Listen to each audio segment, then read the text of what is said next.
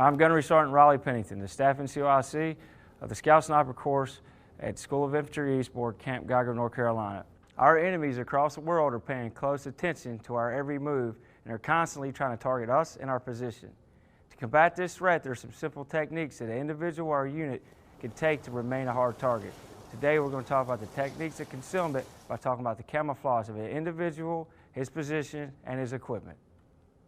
Today, we will take you with the Scout Sniper Course Class 317 out to the training areas and the ranges to demonstrate to you the techniques of concealment and camouflage. Now that we're actually out here at the training area, the first thing we're going to talk about is camouflage. Camouflage is the use of concealment or disguise in order to minimize the possibility of ID and detection of troops, equipment, and installations. The first part of camouflage that we need to understand is how to camouflage an individual effectively. First, I must understand my operating environment. We're out here in a woodland area, i.e. I need to choose woodland camouflage as my Marine Corps uniform to wear in this environment, not a desert pattern, which would not be appropriate in this type of environment. So the first thing the individual is going to do is he's going to apply cami paint to exposed surfaces of the skin. This is going to eliminate shine. It's also going to break up the sharp angles and patterns of his facial structure. Now, to do this properly, you need to apply light colors in the shaded parts of your face, and you need to use darker colors on parts of your face that protrude. Now, the three basic methods when applying cami paint is striped, blotching, and a combination. Now, know that you're not limited to these three basic methods. They're just a baseline to start from. The ultimate goal is you want to blend in with your natural surroundings. Something to keep in mind, camouflage is a continuous process. You must continuously improve your position and reapply your cami paint. Now that we talked about what an individual should look like, now we're going to talk about camouflaging your position. Behind me right now is a Marine properly camouflaged into this tree line. What we're going to do now is we're going to talk about how he's blending in with his natural environment. Now, the next thing we're going to talk about is the camouflage of an individual's position. This Marine here, as you can see, before we couldn't see them when we were only 10 feet away from him.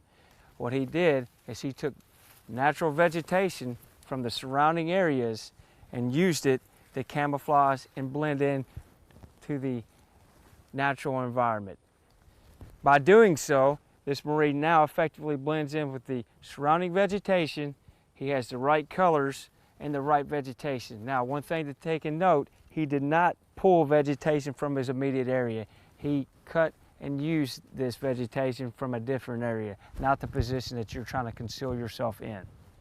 The next portion we're going to talk about is camouflage of our equipment. As you see, the Marine also took vegetation and he wrapped around his weapon system and on his shooting platform and camouflage all his equipment in his position. A key thing to keep in note, the equipment still has to operate once you put the vegetation on it. Go ahead. This Marine would effectively be able to utilize his rifle from this concealed location. Now that we explained this Scout Sniper student here and his equipment sets, you probably noticed he has a bolt action rifle, and how does that apply to you? The next series of clips we're going to show you is going to teach you how to camouflage a service rifle or a carbine in your standard Marine Corps PPE. In addition to camouflaging Scout Sniper equipment, our standard Marine Corps equipment can also be camouflaged by using natural or artificial means, i.e. we took a burlap sandbag and camouflaged this M4 carbine. Now, something to keep in note, the operating parts of the weapon still have to work, i.e. your safety selector still has to operate and function.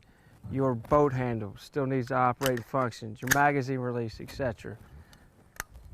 If it doesn't work, then it's going to impede your operation, then you have ineffectively camouflaged your system.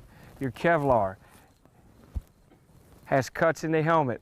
This is designed that you can add vegetation to it, effectively breaking up the outline of your standard Kevlar helmet. Along with camouflage, there are three types of improper camouflage: shine, outline, and contrasted background.